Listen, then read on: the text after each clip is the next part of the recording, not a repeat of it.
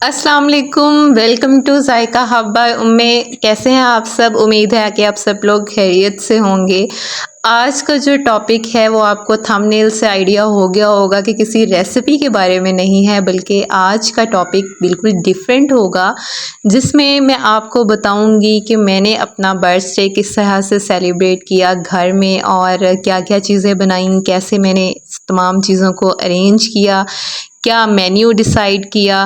और time management कैसी रही और जो चीज़ें बनाई वो सबको कैसी लगी, और नेक्स्ट जो बर्थडे है उसमें क्या चीज़ें डिफरेंट करूँगी या किन चीज़ों से अवॉइड करूँगी। तो मैं अपना एक्सपीरियंस आपके साथ शेयर करूँगी। 11 जून को मेरा बर्थडे था और इसकी प्लानिंग जो है वो तकरीबन 2 हफ्ता पहले से ही स्टार्ट हो गई थी, क्योंकि बर्थडे सेलिब्रेशन हम लोग फैमिली ही आपस में करते हैं, घर के तमाम अफराद मिल के करते हैं सेलिब्रेट। तो ये चीज़ें डिसाइड होने में थोड़ा टाइम लगा कि खाना जो है वो घर में बनेगा या हम बाहर जाके इसको सेलिब्रेट करेंगे। तो हमने ये डिसाइड किया कि इस दफ़ा हम घर पर ही सेलिब्रेशन करेंगे, और गर्मी की वजह से मैंने सोचा कि मेन्यू जो है वो भी सिंपल रखा जाए। तो मेन्यू में भी बहुत टाइम लगा कि लिस्ट कभी हम बनाते थे, कभी वो रिजेक्ट हो जाती थी, और मेरा ये था कि फैमिली मेम्बर्स की चॉइसेस पूछ के फिर वो तमाम डिशेस बनाई जाएं जो उनको पसंद हैं। सेकेंडली मैं ये भी चाह रही थी गर्मी की वजह से कि जो डिशेस हैं वो 2 से 3 होनी चाहिए, इससे ज़्यादा कुछ भी नहीं होना चाहिए, ताकि इजीली टाइम मैनेज भी हो जाए और गर्मी में ज़्यादा खपना भी ना पड़े और आराम से खुशी से तमाम काम जो है वो मैं कर लूँ। तो फैमिली से उनकी राय ली गई कि जनाब कौन सी डिश जो है वो बनानी चाहिए। सबसे पहले जो डिश फाइनल हुई that was my 3 milk cake, जो कि सबका बहुत फेवरेट है, और कोई भी इवेंट हो वो तो लाजमी सबसे पहली फरमाइश होती है जी 3 मिल्क केक बनाया जाए। तो सब ने फ़ौरन जो है सबसे पहली बात यही की कि 3 मिल्क घर में बनेगा और ये तो मस्ट है, हम बाज़ार से केक नहीं ला रहे। तो पहली चीज़ तो केक डिसाइड हो गया। उसके बाद हमें ये था कि एक बेक्ड आइटम होनी चाहिए कोई साथ, और फ्राइड आइटम भी एक होनी चाहिए, इससे ज़्यादा नहीं होना चाहिए। और बहुत ज़्यादा जो सालन है या राइस हैं हम इसकी तरफ भी नहीं जाना चाहिए, क्योंकि डेली बेसिस पे हम यही खा रहे हैं। तो फिर बहुत सोच विचार के बाद और बहुत सी मेन्यू लिस्ट रिजेक्ट करने के बाद फाइनली हमने 3 चीज़ें डिसाइड की मेजर। एक तो चिकन लज़ानिया और बीफ कबाब, गोला कबाब, और इसके बाद केक तो फाइनल हो चुका था, और साथ में दही बड़े हमारे घर में मस्ट होते हैं, कोई भी इवेंट है तो दही बड़ों के बगैर वो इनकम्प्लीट है। सो हमारी लिस्ट फाइनल हो चुकी, और फिर जनाब आ जाता है टाइम मैनेजमेंट के एक ही दिन में इतनी ज़्यादा चीज़ें मैंने किस तरह से की। तो आपको देखने में लग रहा होगा कि ये तो सिर्फ 3 चीज़ें हैं, 4 चीज़ें हैं और ये इतनी ज़्यादा बोल रही है। तो देखें कि ये जो 3 चीज़ें हैं ना, ये कोई इस तरह से नहीं है कि एक ही दफ़ा वो बन जाए, एक ही वन बाउल रेसिपी ये नहीं है। आप देखें कि 3 मिल्क है तो उसके भी स्टेप्स हैं, यानी उसको पहले केक बेक करना, देन उसकी आइसिंग करना, उसका कैरमल बना के उसको ऊपर सारा वो करना। फिर अगर सिजलिंग कबाब की बात की जाए तो कबाबों का भी काम है जनाब, पहले कबाब बनाना, फिर वेजेस कट करके सिजल करना और ये तमाम काम, और लज़ानिया के भी डिफरेंट स्टेप्स हैं, दही बड़े भी डेफिनेटली एक टास्क तो है ना। तो ये चीज़ें मैंने डिसाइड तो कर ली, लेकिन इनके स्टेप्स जितने मिलाओ और फिर एक दिन, तो थोड़ा सा टफ था टाइम को मैनेज करना। लेकिन मैंने किस तरह से टाइम मैनेज किया कि मैंने जो केक था ना वो एक दिन पहले रख दिया, क्योंकि आपको पता है कि 3 मिल्क केक जो है वो तो कोल्ड अच्छा लगता है, फुल ठंडा जो है ना वो टेस्टी लगेगा। तो उसका बेहतरीन तो यही तरीका होता है कि हम एक दिन पहले बना के उसको फ्रिज में रखें और बाद में उसकी आइसिंग और जो भी हमने ऊपर कैरामल या किसी भी चीज़ से डेकोर करना है तो हम उसको फाइनलाइज कर दें। तो मेरा काम आसान इस तरह भी हो गया कि मैंने केक को एक दिन पहले रेडी करके फ्रिज में रख दिया था, ताकि नेक्स्ट डे मेरे पास बाकी करने के काम हों, फिर इसकी टेंशन नहीं होगी।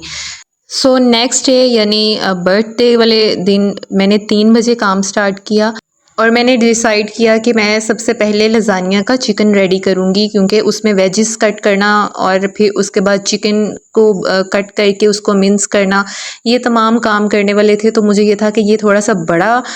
کام ہے تمام میں مجھے لگا، تو میں نے اس کو سب سے پہلے نپٹانے کی کوشش کی۔ اور اس کے بعد پھر میں نے لزانیہ شیٹس بوائل کر کے اچھے سے ان کو کولڈ کر کے رکھ لیا ایک سائڈ پہ، یعنی میرے 2 کام تو ہو گئے۔ پھر اس کے بعد میں نے وائٹ سوس پریپیئر کی اور اس کو میں نے تھوڑا سا تھن رکھا، تاکہ جب تک میں اس کی اسمبلنگ کروں گی وہ ٹھنڈا ہو کے آٹومیٹیکلی ہی گاڑھا ہو جائے گا، جتنی مجھے کنسسٹنسی ریکوائرڈ ہے۔ تو اس طرح سے میں نے چیزوں کو اسٹیپ بائی اسٹیپ کیا، اور پھر میں نے اس کو اینڈ پہ ساری چیزیں ریڈی کرنے کے بعد ٹرے میں اسمبل کر کے لیئرنگ کر کے اس کو میں نے کلنگ ریپ سے ریپ کرنے کے بعد رکھ دیا، یعنی میری لزانیہ کی جو ٹرے ہے وہ بھی ریڈی تھی۔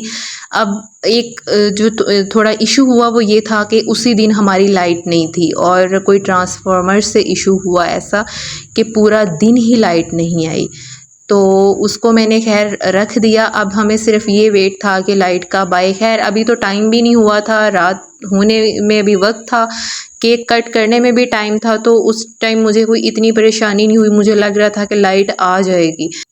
اور لاسٹ پہ میں نے کباب کا سارا مٹیریل پریپیئر کیا اور اس کو میں نے شیپ دے کے ٹرے میں رکھ کے اس کو بھی میں نے سائڈ پہ رکھ دیا فریج میں، تاکہ جب بھی ہم کیک کٹ کرنے لگیں تو میرے پاس کوئی کام نہیں کرنے کا ہوگا۔ میں نے سمپلی جو ہے جو لزانیہ ہے اس کو میں اوون میں رکھ دوں گی، اور کباب کو فوراً فرائی کریں گے۔ کباب کی ویجز بھی میں نے پہلے سے ہی کٹ کر کے رکھ لی ہوئی تھیں، جس کو میں نے سیزل کرنا تھا، اور جو چنے ہیں وہ آلریڈی بوائلڈ تھے دہی بڑوں کے۔ دہی کو میں نے اچھے سے پھینٹ کے اس کے اندر چاٹ مسالہ ایڈ کر کے، اور میٹھی چٹنی بھی میں نے ایک دن پہلے پریپیئر کر لی تھی، اور آلو صبح ہی میں نے بوائل کر لیے تھے ناشتے کے ٹائم پہ، اور میں نے اس ٹائم پہ شام کے وقت ہی میں نے جو بڑے ہیں ان کو میں نے پانی میں بھگو کے رکھ دیا، اور اینڈ پہ اس کی بھی میں نے اسمبلنگ ساری چیزوں کو آلو کٹ کر کے اندر چنے ایڈ کیے، اور تمام ویجز وغیرہ کٹ کر کے ایڈ کر کے دہی کو اور دونوں کو بس سیپریٹ میں نے رکھ دیا۔ اینڈ پہ یہ تھا کہ ٹرے میں جب بھی اس کو میں ڈالوں گی تو اس ٹائم پہ اس کے اندر ہم دہی ایڈ کر دیں گے۔ تو دس is how I managed all the things, اور میں نے اس طرح سے ایک دن کے اندر تمام چیزوں کو ریڈی کیا، اور کیک کی آئسنگ سب سے لاسٹ پہ میں نے کی تھی، کیونکہ لائٹ کی وجہ سے میں نے آپ کو بتایا کہ مجھے یہ تھا کہ فریزر میں کریم رکھی ہوئی ہے، اگر میں اس کو ٹائم سے پہلے کر دوں گی تو گرمی کی وجہ سے کریم میری میلٹ ہو جائے گی، اور اس کے بعد میرے کیرامل اس کے اوپر اسپریڈ ہو جائے گا، تو جس طرح کا میں کیک چاہ رہی ہوں شاید ویسا نہ ہو۔ تو پھر میں نے اس وجہ سے یہی ڈیسائیڈ کیا کہ میں اس کو لاسٹ پہ کریم کو کروں گی، تاکہ میری کریم چلڈ رہے۔ تو اس طرح سے بڑی ہی آسانی کے ساتھ چیزیں ساری مینیج ہو گئیں، ٹائم پہ مینیج ہو گئیں، اور ایٹ دا اینڈ آپ کو پتہ ہے کہ 11 جو جون ہے اس دن آندھی بھی آئی، بارش بھی ہوئی، اور موسم ایک دم ٹھنڈا ہو گیا، اور پھر ہماری لائٹ بھی آ گئی، چونکہ سولر پہ اوون نہیں چلتا ہمارا تو الحمدللہ لائٹ بھی آ گئی، اور پھر ہم نے فوراً چیزیں بنا کے اور میں نے اپنی ٹیبل ریڈی کی۔ باقی ہے جی ڈیکور، تو ڈیکور میں آلریڈی یہی ڈیسائیڈڈ تھا، کیونکہ ڈیکور میری مدر نے کرنا تھا خود، اور وہ بہت اچھا ویسے ڈیکور کرتی ہیں، لیکن اس دفعہ میں نے گرمی کی وجہ سے انہیں بھی ریلیکس رکھا، اور میں نے انہیں سختی سے کہہ دیا تھا کہ آپ بالکل بھی بیلونز والی سائڈ پہ نہیں جائیں گی، ادروائز وہ بہت اچھا بیلونز کے ساتھ ڈیکور کرتی ہیں۔ نیکسٹ میرے سبلنگز میں سے کسی کا برتھ ڈے ہوگا تو ڈیفینیٹلی میں ضرور آپ لوگوں کے ساتھ شیئر کروں گی، اور ان کی ساری جو ڈیکور ہے وہ بھی شیئر کروں گی جس طرح سے کی جاتی ہے، لیکن چونکہ ان کا برتھ ڈے جو ہے وہ نومبر اور جنوری میں آتا ہے، تو موسم جو ہے وہ کافی حد تک اچھا ہوتا ہے، تو ایزیلی چیزیں وہاں اس ٹائم ہو جاتی ہیں۔ تو مجھے یہ تھا کہ گرمی کی وجہ سے میں نے کسی کو بھی تنگ نہیں کرنا گھر میں تو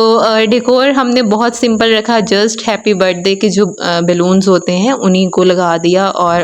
وہ بھی اچھا لگ رہا تھا۔ بس یہ تھا کہ بیلونز ہمیں جو پہلے ملے وہ بلو تھے، اینڈ آئی واز شاکڈ کہ نہیں، بلو جو ہے وہ تو بوائز کا کلر ہے، تو مجھے کوئی اور کلر میں چاہیے، تو ہم نے پھر ہم مارکیٹ گئے فوراً، مجھے کچھ اور چیزیں بھی 2-3 چاہیے تھی گھر کی گروسری کی، تو پھر بیلونز ہم نے اس ٹائم پہ دوسرے کلر کے لے لیے۔ اور یہ تمام چیزیں میں نے اکیلی نے بنائیں، ہر چیز میں نے خود ہی کٹ کی، کٹنگ سے لے کے بنانے تک اور اسمبلنگ تک اور سرونگ تک اور اینڈ پہ برتن واش کرنے تک میں نے اکیلی نے کیا الحمدللہ۔ لیکن گرمی بھی تھی، لائٹ بھی ایشو کر رہی تھی، لیکن اس کے باوجود چیزیں خود بنانے کا، کیونکہ مجھے کوکنگ کا بیکنگ کا بہت شوق ہے، تو یہ ایک واحد کام ہے جو میں بغیر پریشانی کے، بغیر تھکے یہ چیزیں میں مینیج کر لیتی ہوں۔ تو ایک خود چیزیں بنانے کا احساس بھی ڈیفرنٹ ہوتا ہے، اور پھر آپ کا اسپیشل دن ہو اور پھر آپ کو یہ ہو کہ آپ نے آلریڈی یہ پلان کیا ہو کہ اس دن میں نے فیملی کو ان کی مرضی کی، ان کی پسند کی چیزیں بنا کے کھلانی ہے، تو ایک اور ہی اچھی فیل آ رہی ہوتی ہے کہ نہیں آج کا دن تو میں لازمی سب خوش ہوں گے، سب کو خوش دیکھنا ہے، ایک اچھا فیملی ٹائم اسپینڈ کرنا ہے۔ تو جب یہ چیزیں مائنڈ میں ہوں نا، پھر نہ گرمی لگتی ہے نہ ہی تھکاوٹ ہوتی ہے۔ اور جب چیزیں میری پریپیئر ہوئیں تو وہ اتنی آؤٹ کلاس تھیں کہ بس ان کو دیکھ کے، فائنل ریزلٹس دیکھ کے میں ساری تھکاوٹ ہر چیز میں بھول گئی۔ اور میرے لیے یہ اوور آل ٹائم جو تھا وہ بہت زیادہ میموریبل تھا۔ ہم نے پکس بنائیں اور ایک سب نے مل کے کھانا کھایا اور بہت اچھا ٹائم ہم نے انجوائے کیا۔ اب یہاں پر ہر ایک کی رائے اپنی مختلف ہوتی ہے۔ میری یہ رائے ہے کہ کوئی بھی ایونٹ ہو، یعنی کچھ لوگ یہ کہتے ہیں کہ ہمارے جو لائف ہے اس کا 1 سال کم ہو گیا تو کیا ہی سیلیبریشن، تو میں اس کو کسی اور طریقے سے، کسی اور اینگل سے سوچتی ہوں کہ جو بھی ٹائم آپ کو اپنی فیملی کے ساتھ مل رہا ہے نا، اس کو آپ میموریبل بنائیں اور چھوٹے چھوٹے ایونٹس کو انجوائے کریں، ان کو سیلیبریٹ کریں، اور بہانہ ڈھونڈنا چاہیے کہ فیملی گیدرنگ ہو اور ایک اچھی میموریز آپ کی ایڈ ہوتی جائیں، کیونکہ لائف میں کیا لکھا ہے، بہت سی پریشانیاں ہوتی ہیں، تو اس میں یہ جو مومنٹس ہوتے ہیں نا، ان کو کبھی بھی مس نہیں کرنا چاہیے۔ اور پھر ہے جی کون سی چیز میری سب سے زیادہ ہٹ گئی اور کس کی تعریف سب سے زیادہ ہوئی، تو وہ تمام چیزیں ہی میری ہٹ تھیں، اور تمام چیزوں چونکہ یہ آلریڈی اتنی میں مزے کی بناتی ہوں کہ یہ ڈیسائیڈ ہی ہم نے وہی کیا تھا جو ان کو لگ رہا تھا کہ